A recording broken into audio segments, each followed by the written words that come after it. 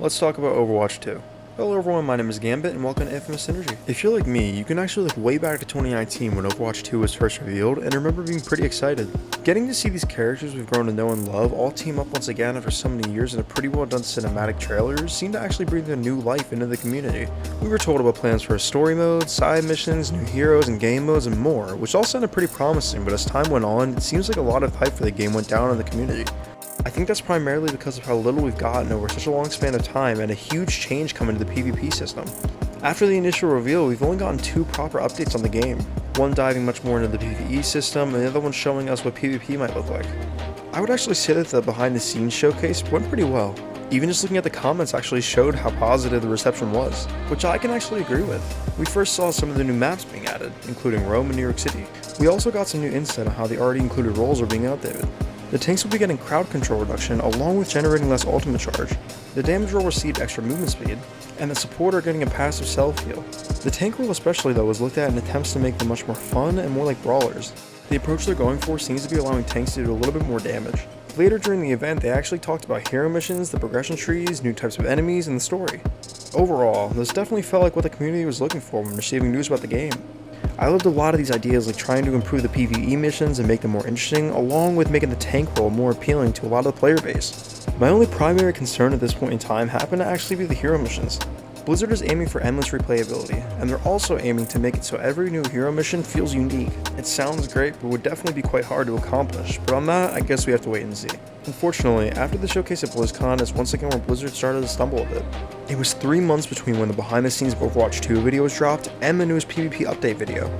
Not only that, but in the PvP stream, it was revealed that Overwatch will be switching from a 6v6 player format to a 5v5. This was the biggest note from the entire showcase. The player base definitely had some mixed opinions on this. On one hand, it completely removes 2 players from the matchmaking, so one friend can easily be left out if you played with a 6-stack. Also, losing an entire tank puts a lot of stress and focus on the only one that is there instead. This also makes it extremely difficult to see how more off-tank characters are going to be played when stacked up against main tanks like Reinhardt. As of now, I can't really see the worth of picking characters like Wrecking Ball over the characters like Orisa. On the other hand, this will shorten queue times to free up a lot of time for the support players in-game. This will allow the supports to not only be able to focus that singular tank more with healing, but also pay attention to other teammates as well. Either way you look at it, this is actually a huge change. I could definitely see where the team was coming from. Combat could definitely look pretty hectic with so much going on, but I also think that is their job to fix. With the addition of a lot of new heroes who can deploy their abilities and ultimates, it definitely added to the combat being much more confusing. I'm personally a little conflicted about the idea. I definitely do hate the idea of taking away some of the creativity and teamwork in the game, but I do approve of the attempt to make the combat feel more readable and overall better, while also improving queue experiences.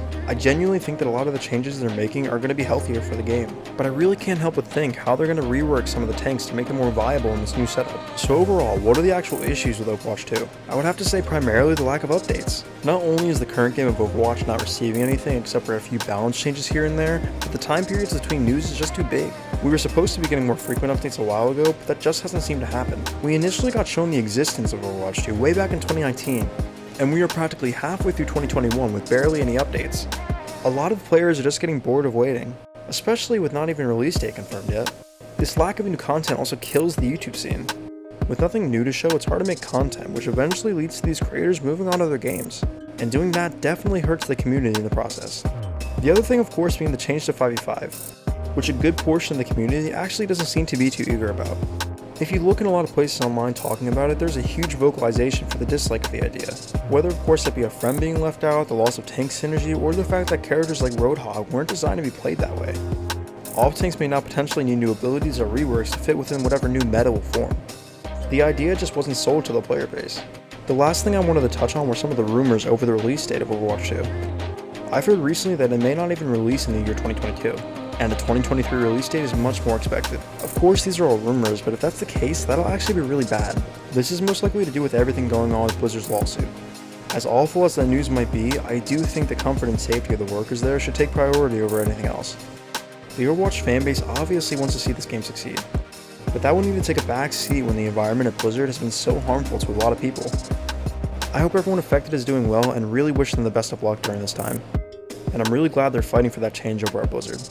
And I hope for everyone's sake they can actually make a change. That is it for today's video. Let me know what you personally think down below. And as always, my name is Gambit. Thank you for watching Infamous Synergy, and see you next time.